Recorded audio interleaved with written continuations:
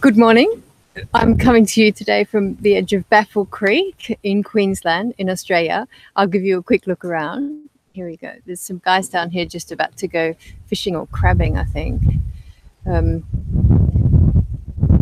it's this amazing river, but it is a bit windy here this morning. So do let me know if you can't hear me very well. And I've got this set up here with my microphone and everything, but I'm not sure. I'm just hoping that the sound will be good enough for you guys. But I'll try and adjust it. If it's not, do let me know. Anyway, this morning we're talking about getting your horse back from the breaker, which is always a terribly exciting time, but it often sort of ends in tears. And I've had so many people call me and say, oh, I don't know what to do because I sent my horse off to the breaker and it's come back and it's bucking or it's rearing or it's not doing what it's supposed to do, and it's not doing what it did with the breaker, and it's not doing what the breaker told me it would do. And it's really upsetting for people. It really is. And I can understand why. You know, we love our horses and we absolutely send them to the best people we can, and sometimes it just doesn't work well. And there's a number of reasons it doesn't work well. And that's really what I want to discuss with you today. I've got this sort of 10 major reasons why I think that sending your horse off to the breaker is a bad plan. And I'm just going to talk to you about a few horses, first of all, that I've had personal experience with that hasn't gone well. One of them was a horse that I bought, and I bought it from somebody with the clear understanding that this horse bucked like a bronco. And the owner was very honest with me. She said, you know, this horse can buck off a girthed up saddle. And if you want to see that horse, it's inside the training in the Give to the Bit module.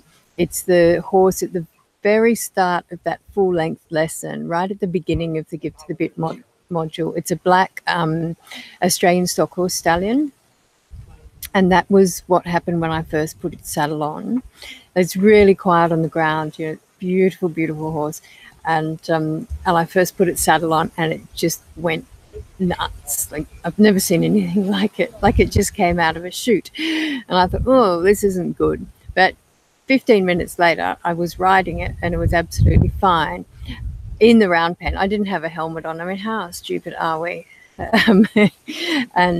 So I can't show you that bit of video, but it was absolutely fine 15 minutes later. And I thought, oh, you know, I've just bought the cheapest Australian stock horse stallion in the world. This is so good. I was so pleased with myself, honestly. And it was really arrogant of me as well to sort of think, oh, not to worry, and it doesn't matter if it bucks because I'll just retrain it and it will be fine. And that was pretty arrogant of me to think that, because the next day I took it to the arena and I long lined it and warmed it up and got on and rode it.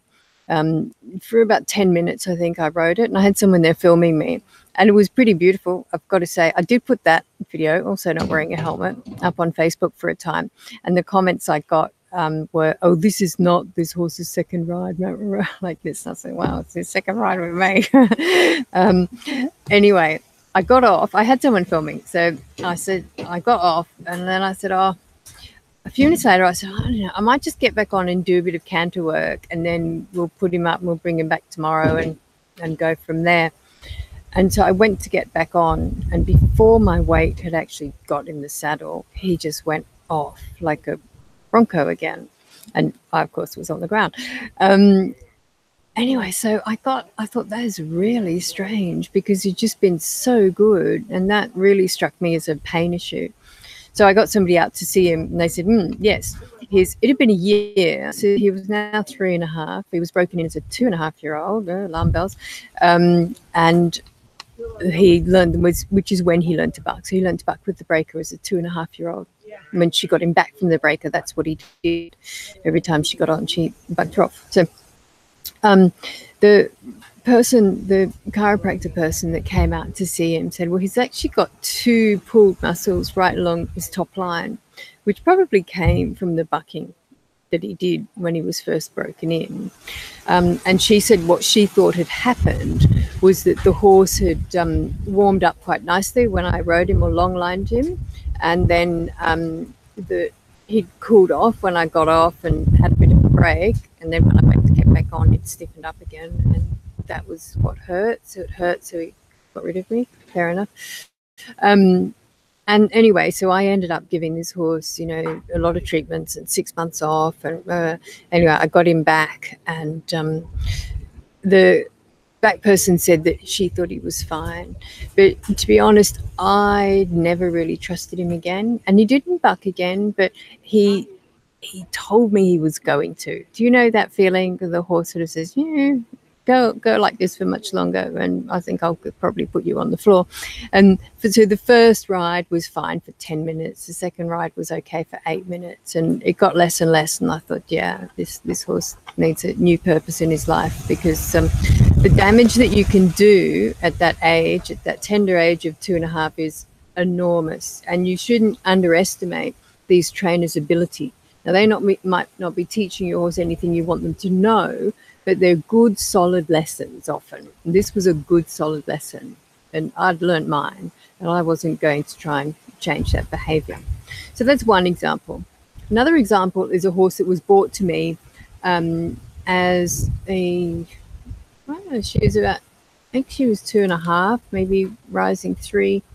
And she hadn't been to a breaker, she'd been to a trainer, just to learn some ground manners, I think, because this horse was a show horse, so she was taken around the shows a lot, and she was fine. She was absolutely beautiful on the ground. She'd actually been an orphan foal, so that rings a couple of alarm bells anyway. But you know, she was very nice. But what had happened? She'd gone off to this trainer to learn some ground manners, and she came back rearing. And given she's a show horse, you know, being good on the lead is quite important. And what we worked out had happened was that she'd gone to bite the trainer or nibble on the trainer. She had a lot of ways of talking to her owner that only the owner understood. Being an orphan foal, this often happens. They get these behaviors which are really cute when they're foals and not so cute when they're great big horses. And it was one of those behaviors where she'd just sort of pull on your shirt or something, and that would mean give me a treat. And I think that the trainer had sort of got her in the nose. And what happens when you do that, when you're leading a horse, the horse goes to bite you or touches your clothes or something, and you slap it on the nose, it throws its head up. That's its first reaction. It throws its head up. Now, that's something we never want the horse to do. We never want the horse to lift its head out elevation like that, because it's the first step to rearing. And we know that, you know, we know that because it's very easy to teach rearing if you reward lifting the head. Because if you reward lifting the head, the higher the head goes, the sooner the front feet have to come off the ground. So, you know, it's not rocket science. And so this horse, what horses do is they learn the pattern really well. So the pattern had been, you know, I walk along next to the trainer, and then I pull on his shirt a bit, and then he punches me in the face. And so I run backwards, but he's holding me, so I can't run backwards. So eventually I just rear. So it might take 3 or 4 times, excuse me, before she rears, but that is the pattern. It starts with the thinking about biting, and it ends with the rear. So the horse learns the pattern really well, especially if it ends in something that's uncomfortable or painful for the horse, like slapping it in the face. And then it just skips the middle steps. So it doesn't bother with the biting or anything, because it knows what's coming. So it thinks about biting and it rears. And so you get the horse back from the breaker, and you're walking along next to the horse, and suddenly the horse rears, and you didn't see what happened. You know, you didn't see the horse sort of think, oh, maybe I'll bite you. You didn't see the horse maybe move its head a little bit and then remember the pattern and go up. And so, you know, we have to be very careful of the patterns that we teach. And we also have to be really careful that, you know, of the behaviors we're teaching without wanting to teach them. And raising your head is one of those. It's a bit like teaching your horse to back up by shaking the lead rope at it. One of the behaviors you teach, yes, you might get your horse to back up, but one of the other behaviors you teach is the head going up. And that is something that will lead to rearing if you let it go. Audio quality is fine, but volume's a bit low. Thank you, Dale, for that. I'll try and speak a bit louder. My fisherman friends have left now, so I can talk a bit louder. I always feel a bit silly sitting in these public parks talking about horses. But anyway, I'll have to get over that, won't I? Good. Is that any better? Just let me know. So the last horse I wanted to talk about was a classic example of how desperate we get to get our horses trained. You know, this is a horse that, you know, some owners just sort of go through trainers a bit like underwear, and this particular owner was one of those, and she'd sort of tried all the trainers, and this poor horse had been carted around to all sorts of people. Actually, the horse was absolutely fine, but she then heard of this new trainer that, you know, she wanted to send the horse to, and the trainer came to get the horse on his truck, I think, maybe a float, I'm not sure. I wasn't there, I just heard the story from the owner. And he was getting this horse, which actually trailer loaded pretty well because I taught it to trailer load. But you had to work with the horse and argue about it. But he was really rough with her, apparently. And the horse wasn't having a bar of it and reared up and fell over backwards on the ramp. Anyway, the owner still sent the horse. So, you know, that to me is a real sign of desperation. People get in these situations where they just don't know what to do. I mean, having to send your horse to somebody who can't get it on the trailer without it falling over backwards in a rear, you know, to me just rings so many alarm bells that there's got to be a better way. You know, we've got to find better ways for ourselves and for our horses. And that has sort of been my experience, and that's what led me to teaching people to train their own horses. Because from 2001, when I finished with the John Lyons course in Colorado, until about, you know, 2011, I spent my entire time taking in other people's horses for training. So I'd take them in for a month or 6 weeks or more and start them under saddle, or I'd retrain horses, you know, that had problems. They'd come to me for a length of time. I'd retrain them and then I'd send them back. And that was great. You know, it's really good to see horses progress like that. The problem was, though, it wasn't sustainable.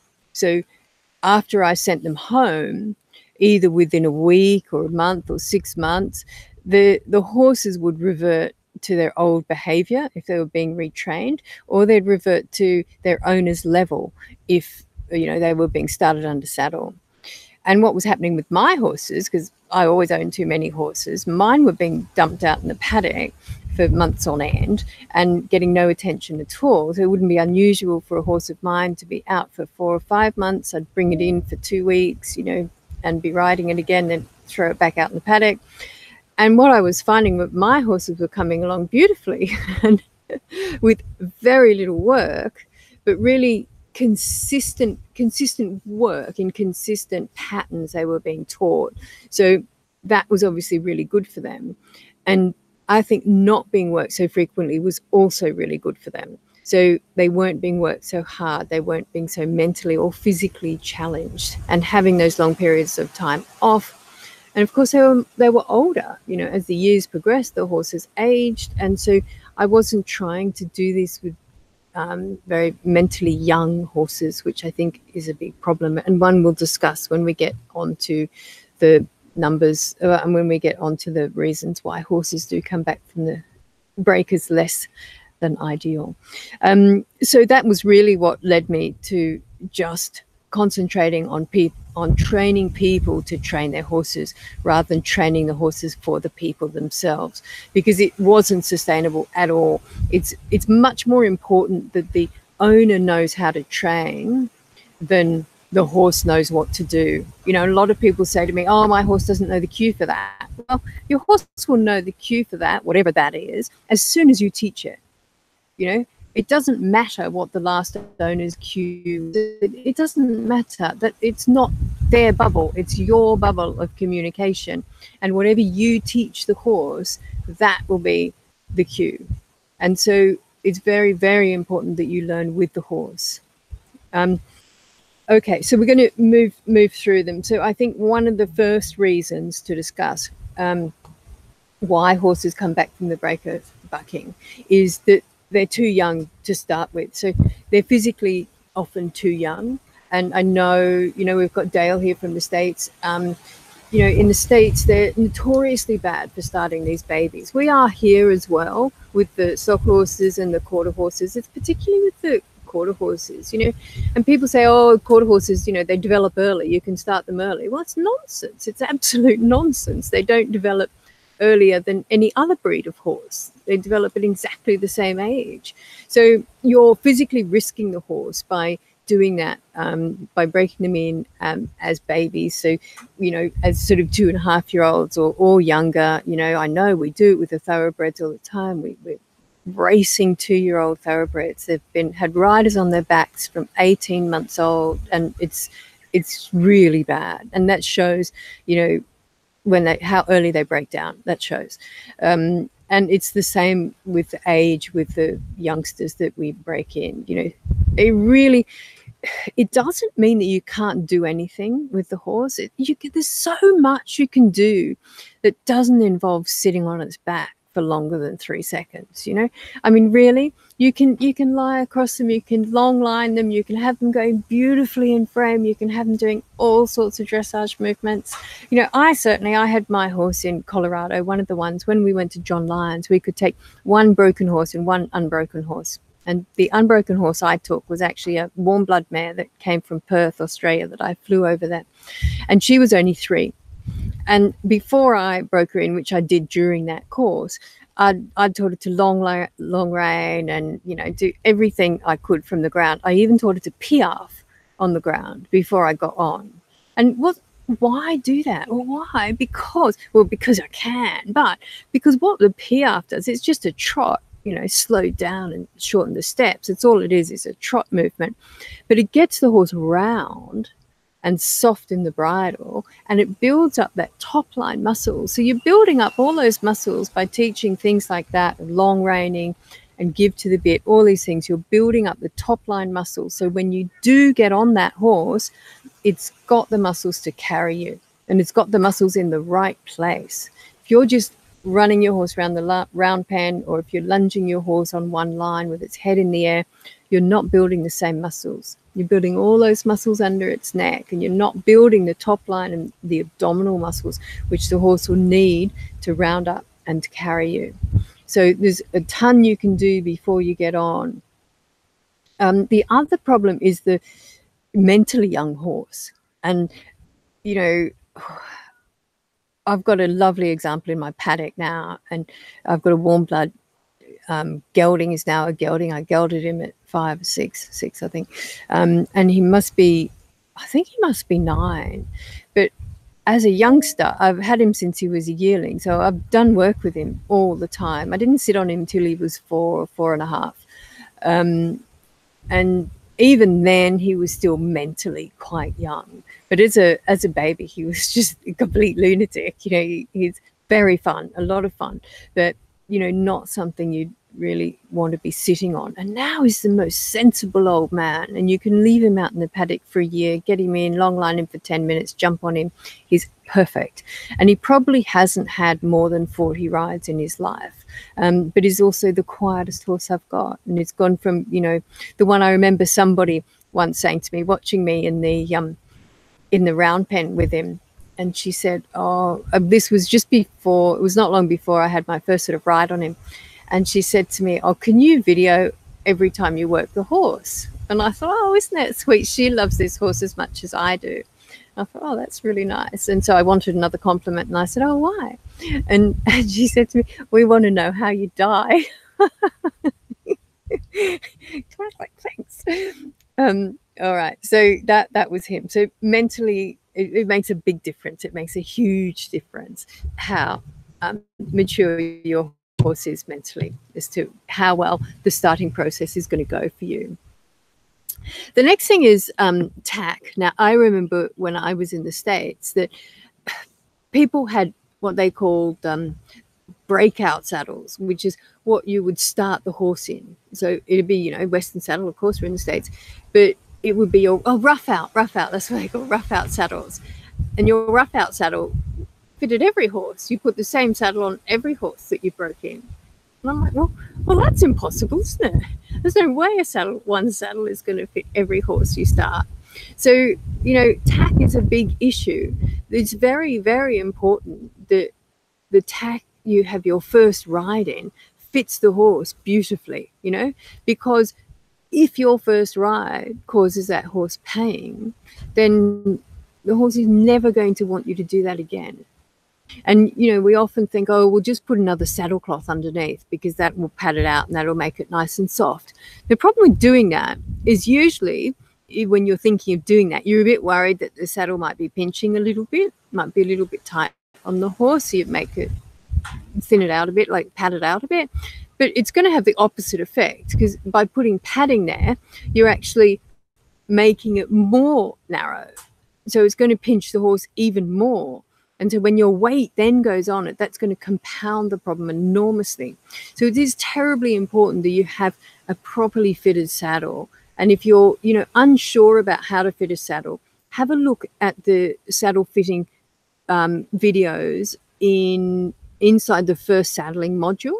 They're in there. Have a look at those, because that will give you, won't teach you to be a saddle fitter, but it will, you'll be able to have a look at your saddle and say, does this fit or doesn't it fit? And that's what you need. You need to be able to do that, because if it doesn't fit the horse, it'll be quite obvious. And that's when you need to get a professional in and get that saddle properly fitted. The other thing is bits, of course. You want your bit to fit properly, and you want a nice, soft bit. In the give to the bit section in that module there, one of the video lessons there is called A Bit About Bits, and that gives you some examples of the bits that I use and how to judge whether a bit is a good bit or not, and you know what you're looking for in a bit. It also gives you some contact information on where to get a particular bit that I'm having a lot of luck with at the moment. I really quite like that bit. So if you want to learn where to find that one in particular, that is there. The next thing, number 3, is how much physical work the horse gets at the breakers. And I think the way of the horse and the road to the horse have got a lot to answer for. You know, they show people that you can break a horse in a few hours, or 3 hours or 5 hours or something. And, you know, this horse can go from completely untouched to rideable around an obstacle course. It's nonsense. You know, of course you can't do that. And it's completely unfair on the horse. It's a bit like sending your child, you know, oh, let's give it a week at kindergarten and then send it off to university. You know, it's crazy. And the thing about those shows, and they are shows, they're entertainment, they're 100% entertainment. They've got nothing to do with horse training, and they've got nothing to do with horse welfare. The thing about them is that they flood the horse with information. The horse is flooded with information, which is a really awful training technique for any animal, but especially a horse, because a horse is a flight animal. And, you know, in a round pen, if you're chasing the horse in a round pen, it can't escape. And they learn this very quickly. So the best thing for a horse like that to do is to go into learned helplessness. If it won't go into learned helplessness, those people usually aren't very successful with their way of the horse candidature, because the horse is not a good candidate for being run into exhaustion or being run into learned helplessness. So I think, you know, I think they really do have a lot to answer for. I don't think we want to be emulating that. I think it's very, very important. We get on to point number 4 now, is that the horse isn't tired when you're training. So running the horse around a round pen is really counterproductive to training the horse. It's great for tiring the horse out. It's great for if you want a horse that's easy to manipulate, but you really don't. If you want to start a horse under saddle and you want a horse that's safe and confident, then you really don't want a tired horse, because a tired horse isn't learning. We know that, you know, they're the same as we are. You know, when you're tired, you're not learning. You know, when you stayed up all night at university taking no-dos to get your essays written and stuff, you're not learning anything. You're just going through the motions. So, you know, if your horse is tired, then it's really counterproductive. And it's sort of worse than that, because it's quite possible also that the horse is really starting to resent you, because nobody wants to be chased around and around in circles. If you want to do round pen work with a horse, and quite often we do, quite often it's a really good thing to do with a horse, I would encourage you to go to the round pen module in my training and start from there. The first lesson in there is what not to do. And it's not always a great way to start something, but it's very important with the round pen, because I think the hardest thing about round pen training is not to chase the horse. And you can go in with the best intentions in the round pen, and you can set out to do something, and you say, I won't chase the horse, but it's very hard not to chase the horse if you don't have a really clear goal of what you're teaching. If you don't know exactly how to teach outside turns, for example, then it's really easy to chase the horse.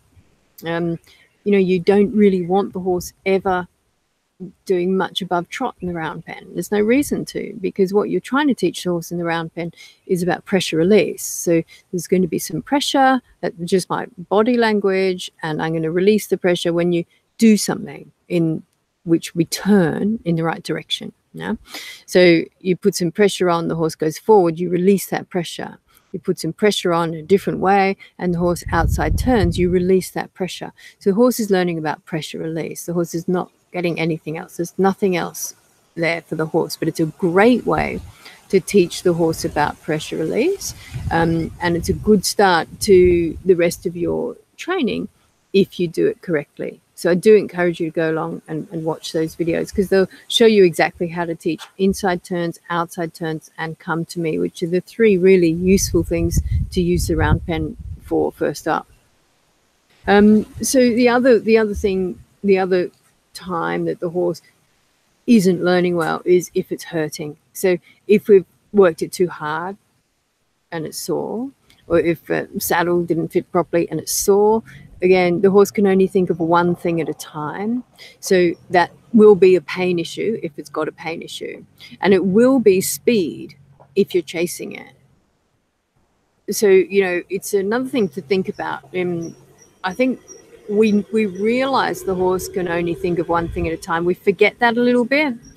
And speed will always win over anything else. That's why I always say, to people that are perhaps a bit further down the line with starting their horses, and they've been told that the horse needs to be in a good working trot. Very important that the horse is working trot, forward, go faster. And it's really not that important that the horse is in a good working trot. What's important is that the horse is relaxed, and that the horse is in the engagement zone, and the horse is learning the movements you want it to learn. But you can make it pretty, which is get a good working trot later.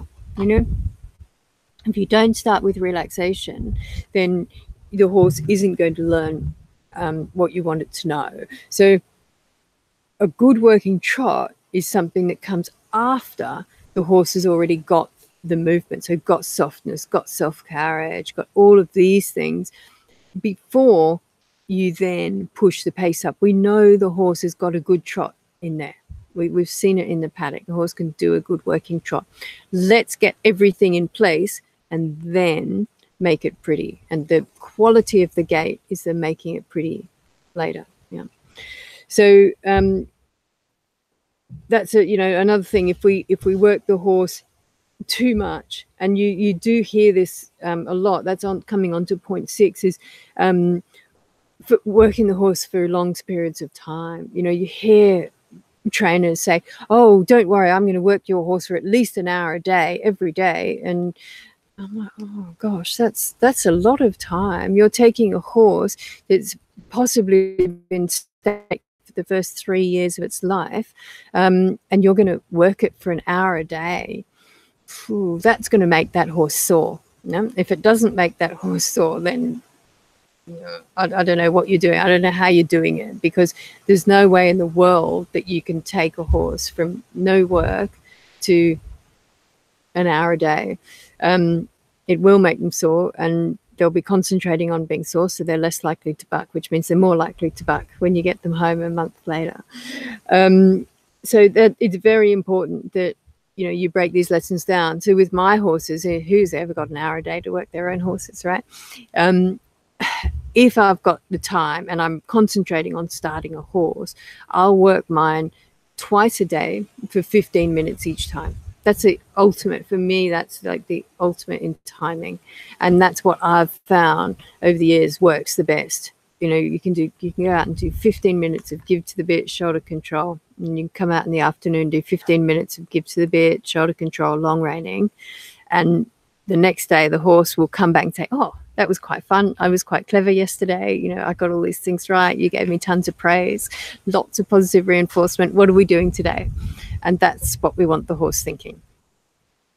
And I had somebody actually write to me this morning saying exactly that. They'd spent written to me a couple of days ago, and they said, I can't actually catch my horse. And, you know, you say that, you know, to not to use food or something. I don't know. She's something. And she said, oh, I have to use food to catch my horse. I'm like, that's fine. Use food to catch your horse. Absolutely fine. You know? And anyway, she did. She caught the horse, and then and she bought it, and she taught it hips to the fence. And she was so pleased with that because it only took her 9 minutes, and she was just thrilled. And she wrote to me. And then she said the next day when she went out to catch the horse, that she just caught the horse. And I reckon it's because, you know, she'd had this great success, and this horse had this great success the day before learning hips to the fence. And because with that lesson, 9 minutes, okay, but she probably praised it 100 times in those 9 minutes. So this horse went from, you know, probably rarely getting praised because it wasn't doing much, to getting praised 100 times. So the next day it came and it said, yep, what are we doing today? I'm up for this. And that's the attitude. That's the attitude we want. And it's not the attitude you get when you have to ride a horse for an hour a day, regardless. So on to number 7. The lessons aren't broken down enough for them.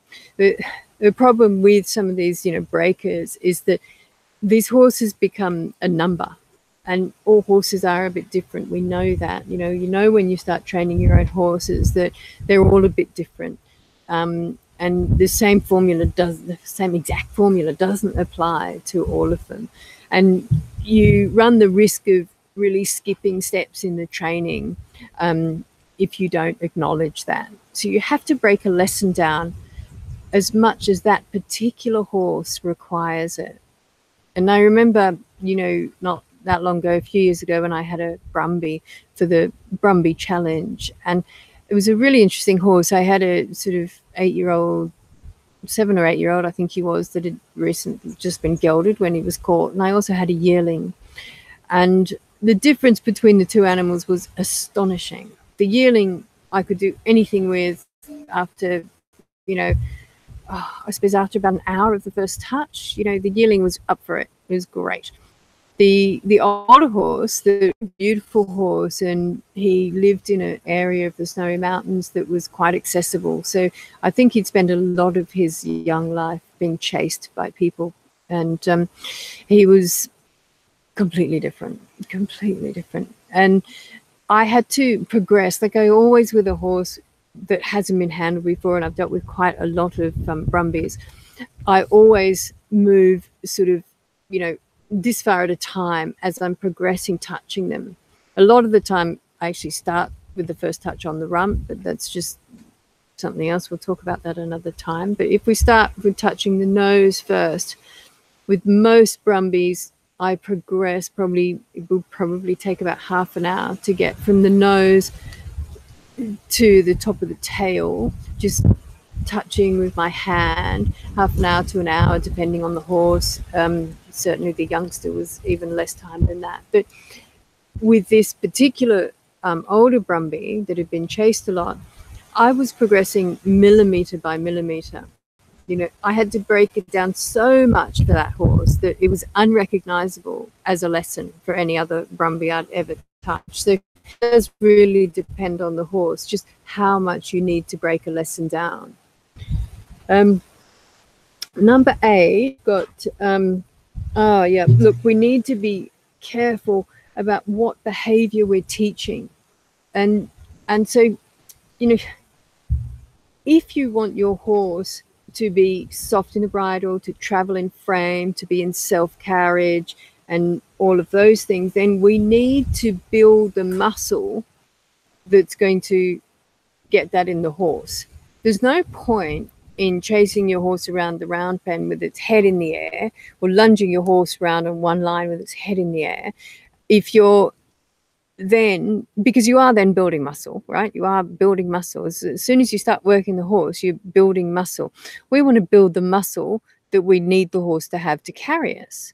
And so that's completely different from what the horse is using when it's got its head up and it's running around like that and with its back hollow. So we need to start right at the beginning teaching give to the bit. We need to start teaching the horse that frame, that self-carriage. We need all of that right from the beginning. And we need to start building those muscles. So things like give to the bit and long reining will do that for you. They'll build those muscles for you. So when the time comes to get on that horse, he's prepared. He's physically prepared to carry a rider. So that brings us on to point number 9, which is self-carriage. And you know, we think of self-carriage often as the horse being in frame. We think of dressage. We think of all these things, but it's much more basic than that. Self-carriage you can teach in leading. You know, your horse is in self-carriage when you're leading it, if you don't have to constantly pull on the lead rope or pull back or pull forward. You know, if the horse walks beside you without you having to cue it, that's self-carriage. Self-carriage is, you know, anything where the horse continues to do what it's been asked to do in the same frame, in the same tempo, the same speed, the same gait, without being constantly cued to do so. And so it's very important that we're aware of this before we start training the horse. Because if you're not aware of that, you can easily teach your horse just the opposite of self-carriage, which is constantly having to be cued. And we've all ridden those horses. You know, we call them lazy. They're not lazy. They just haven't been properly educated. They're lazy. We call them lazy because we have to keep pushing them to do something. The problem with these horses is not they're lazy, it's they're not in self-carriage. They've never been taught about self-carriage. And it's much easier to teach self-carriage right at the beginning. You know, if you do that from the start, what happens is the horse then begins to wait for you for your next cue. So you can teach it in the round pen. You have the horse trotting around the round pen, and the horse is waiting for you to cue it to walk, or to cue it to canter, or to cue it to turn. And that's the sort of attitude that we want with the horse. That's the sort of thing that builds that nice, strong bubble of communication. That's the sort of attitude that gets your horse into the engagement zone, is that horse with that sort of attention on you. I always think that, you know, the horse is sort of thinking piaffe. You know, the horse is so attentive to you that he's just waiting for your next cue. And the same thing happens with trailer loading. You know, if we want to teach the horse to load onto the trailer and stand and wait until we've done the tailgate up, that's self-carriage. You know, we want to teach the horse to stand until we ask it to come off. We don't want to teach the horse to get onto the trailer and then come off on its own, because that's not self-carriage. Self-carriage is waiting until you're cued to do something differently, whether it's turn your head, change gait, come off the trailer, stop on the lead, whatever it is. That's the definition of self-carriage. And it's very important that we start teaching that right at the beginning, because if you get your horse back from the breaker and it hasn't learned self-carriage, which you can pretty much guarantee it hasn't, then you're way behind, because then you've probably got to use some sort of unrelenting pressure to get the horse to move, to go forward. The horse is probably going to be reluctant to do that, and quite quickly your horse is going to get resentful about that. So finally, number 10 is about bubble building. You know, when you start a horse under saddle, you're bubble building. You're building a bubble. And, you know, the thing is, the trainer has the bubble. It's the trainer's bubble. The bubble belongs to the trainer and the horse, not to you. You can't get that bubble. The bubble doesn't come with the horse when you take it home. The bubble stays with the trainer, or the bubble just explodes. Let's be honest, there is no bubble because you take the horse away from the trainer, so that bubble bursts. Then you have to go and build your own anyway. So you can't pay the trainer enough money to build a bubble for you. Mm-hmm. Okay, so I want to talk now about if you have to send your horse to a trainer, things to do and things to look for. So just quickly, I've just got 8 points here that I think are important to think about if you are going to send your horse to a trainer. First of all, I'd see them train. Go and watch them. Go and sit there for a day and watch them. See how they do it. See if you like it. Watch them ride. I've been mind-blown at how badly some of these trainers ride. No, really. Watch them ride. If they don't have a whole lot of stuff on YouTube, then I just skip it because it's obviously not good. And you want them, you want to see them riding all gaits. You want to see everything.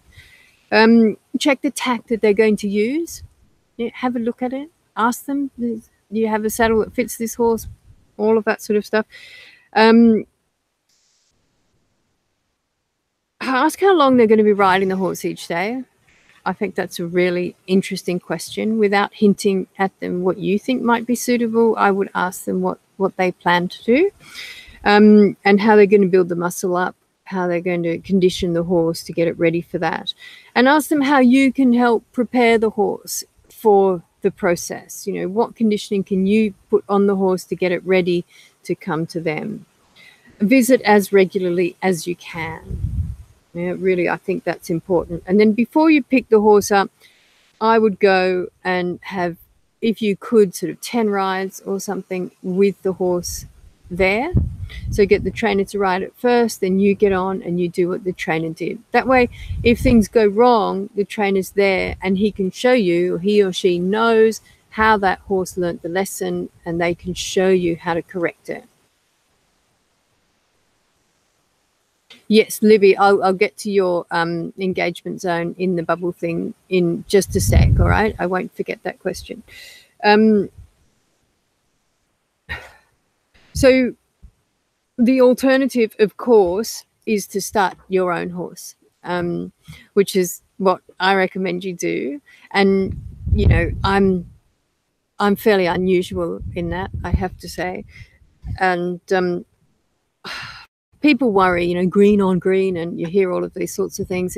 It's so bad, it's so dangerous. Well, if you've got the time and you're prepared to put the work in, then I don't think it is at all. I think it's much more dangerous actually getting a horse either back from a breaker or buying a horse that has been pushed through training that's problems are going to develop with later. I think that's much more dangerous than learning with your horse, using ethical methods and teaching your horse yourself, but taking the time to do it, doing it on the horse's schedule, not on your schedule, and doing each step properly. So you don't have any of these holes in your training that do lead to the dangerous behaviors. And learning enough about your horse on the way so that you can recognize when things aren't going right. Because just jumping on a push-button horse doesn't make you a better rider.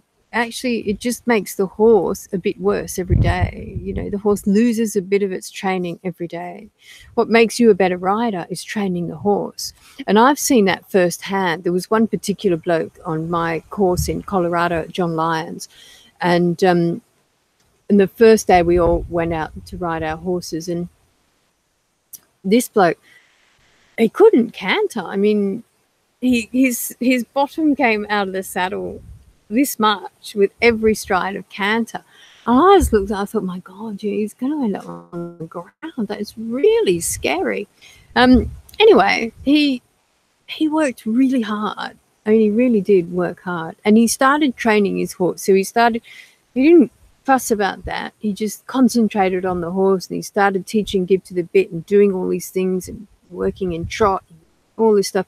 And in time, his riding was amazing. You know, by the time this horse was started, his riding was incredible, and that was not concentrating on his riding at all. He didn't run out and get riding lessons. He just improved so much by working on the horse, by educating the horse. His focus was on the horse, and his riding just went, it was amazing. It was amazing to watch. And one of the, you know, don't tell John, but, you know, honestly, one of the worst looking riders I've ever seen is John. His son Josh is the opposite. His son Josh is perfect on a horse. He's like one of those tin soldiers. Do you remember when I was young? But I'm quite old now. Those tin soldiers you take off one little tin horse and put on the other. Josh was like that. He looked exactly the same on any horse he rode. Completely perfect. He sat in this position, never moved. I used to watch him cantering around on this quarter horse of his and think, oh my God, that horse must be so comfortable. He let me ride it one day, and I thought it was disunited. It was the most uncomfortable canter I've ever ridden in my life. And I'm sure I was flying out of the saddle on every stride. And, you know, that's just the way he rides. But his father is probably the most effective rider I've ever seen. It just hasn't got that same beauty. But you know, he feels every stride, and, you know, he can do anything on a horse. So, you know, it's not always about how you look in the beginning.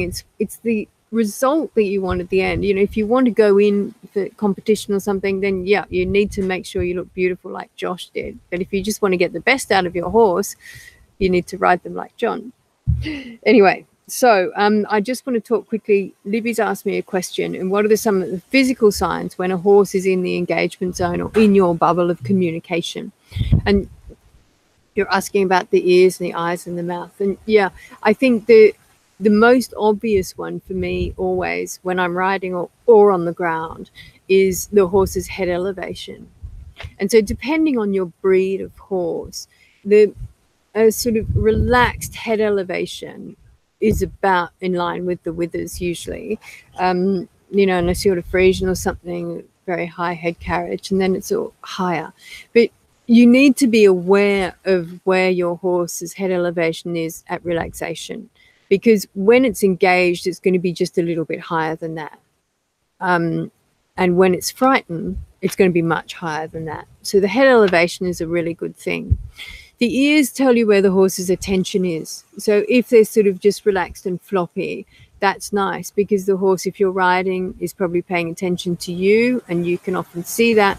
If you're working the horse on the lines, you can often see the inside ear is on you. The outside ear is sometimes looking around at other things, just making sure everything's all right on the outside, but you've usually got one that's focused on you. The mouth, again, nice and relaxed. The mouth should be nice and relaxed. The big thing I find with the bubble of communication that I talk about so much is I like that because the horse, when you're riding, fits into that bubble of communication well. And that means the posture of the horse as well. So the horse is nice and rounded when you're riding. If the horse knows, the give to the bit work. So it's head and neck position. It's head's on vertical, or just in nose, just in front of the vertical. And it's nice, it's relaxed, it's soft, its back is up, it's round. And what happens when the horse perhaps, you know, then its ears are floppy and relaxed and just off to the side, that's fine. But when the horse goes out of the engagement zone or leaves the bubble, what you often see is the horse looks at something. So it sees something in the distance, its ears go like this, and the bubble bursts. And you can sort of physically see that. The back comes up, the head comes up, the back goes down, and the bubble bursts with the ears. And those are the most obvious things to me. And you can see the same thing if you're leading your horse. You know, your bubble's a bit bigger because you're next to the horse. And as soon as the horse sees something scary over there, it goes, oh, like this, and it leaves the bubble, and the bubble bursts. So I think those are the ways that you can see it. I think that to finish up, I just want to ask you, you know, a couple of questions. To ask yourself, what do you want? You know, what do you want when you've started your horse or restarted your horse at the end of the training? What is it you're after? You know, are you after winning some ribbons, you know, going into the dressage and getting first place? In which case, you know, you might actually be better off sending your horse out to a trainer. and getting it to that level. But if you're after really getting a great relationship with your horse and then being able to take it out and do all sorts of things, whether they are dressage competitions or trail riding or whatever it is, but just really having a great time with your horse, then I really think you're better off doing it yourself. And I also want you to ask how much you're prepared to give this horse. I mean, with any horse, with any relationship, it's give. It's all about how much you give to that relationship as to how good it is for you and the horse at the end of the day. So how much time and work are you prepared to put into it? And it is time and it is work, but it's a lot of fun as well. And I just want you to remember, you have a responsibility. I think you have a responsibility to your horse to train it yourself. And that is me for today. And I look forward to seeing you, well, this afternoon live, if you can make it. But otherwise, I look forward to seeing you next week from here, I think, from sunny Baffle Creek. Bye.